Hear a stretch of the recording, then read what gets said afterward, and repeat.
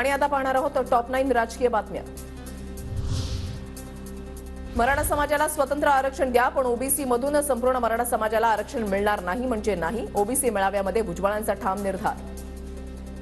8% घ्या, 12% घ्या, 15% घ्या, ते स्वतंत्र आरक्षण घ्या, पण यांचं म्हणणं ना, आम्हाला ओबीसी मधूनच सगळ्या मराठा समाजाला आरक्षण पाहिजे, मिळणार नाही।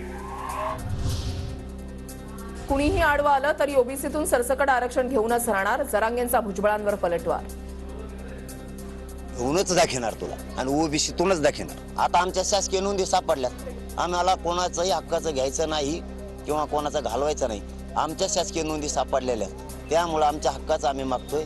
तू वळवळ बंद कर, कारण तुझ्या अशा बावचाळलेल्यापणामुळं नसलेलं ओबीसीचं सुद्धा आरक्षण तू घालशील। आरक्षणाची मागणी कायद्यात बसत नसेल तर हट्ट करून कसं चालणार? अजित पवारांचा जरांगेंना सवाल। आरक्षणाची मागणी करता पण कायद्याच्या चौकटीमध्ये बसतं का ते पहा, पवारांचं वक्तव्य। कुणी म्हणालं मला हे असंच आरक्षण द्या, ते कायद्यात बसतंय का? बसत असेल तर देऊ ना, विरोध कुणाचा आहे? पण जर ते बसतच नसेल तर हट्ट करून कसं चालेल? गरीब लेकरांची बाळं म्हणता पण 200 जेसीबी हेलिकॉप्टर मधून फुलांची उधळण करणारा समाज गरीब कसा? छगन भुजबळांचा जरांगेंना सवाल। तसंच आरक्षणासाठी गरीब असणं निकष नाही, सामाजिक दृष्ट्या किती मागास यावर आरक्षण आहे, भुजबळांची माहिती। मुंबईत कुणाला त्रास दिला तर मंत्री आणि आमदारांच्या घरांना वेढा घाला। मनोज जरांगे पाटलांचं जालन्यामध्ये महिलांना आवाहन। महिलांनी घराला वेढा घातला तर मंत्री आमदार 2 महिने तरी दारं उघडणार नाहीत, मनोज जरांगेंचं वक्तव्य। नितेश राणेंकडून जितेंद्र आव्हाडांचा जितुद्दीन असा उल्लेख। शिंदूंकडे वाकड्या नजरेनं पाहिलं तर ठरलेला कार्यक्रम करा। आव्हाडांनी श्रीरामांबाबत केलेल्या वक्तव्यावरून नितेश राणेंची टीका।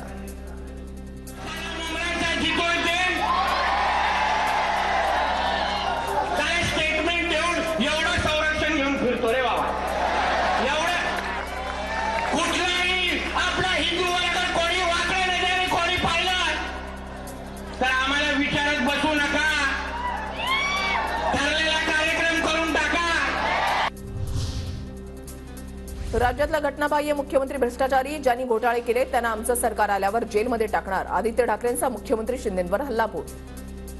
80 कोटीचा घोटाळा जो मी एक्सपोज केला त्याच्यावर आज पण मी ठाम आहे आणि आज पण मी तुम्हाला सांगतो की येणारं सरकार हे आपलं आहे आणि सरकार आल्यानंतर ज्यांनी घोटाळा ह्याच्यात केलेला आहे ते जेलमध्ये जाणार म्हणजे जाणारच। अजित पवार मित्रमंडळ कमळावर लढेल, रोहित पवारांची टीका। तर रोहित पवार बच्चा मी उत्तर द्यावी एवढा काही तो मोठा नाही, त्यांना कार्यकर्ते उत्तर देतील, अजितदादांचं प्रत्युत्तर। बच्चा आहे, बच्चाच्या बद्दल जास्त बोलायचं नसतं। त्याच्या प्रश्नाला मी उत्तर द्यावी एवढा काही तो मोठा झालेला नाही। माझे कार्यकर्ते प्रवक्ते देतील उत्तर।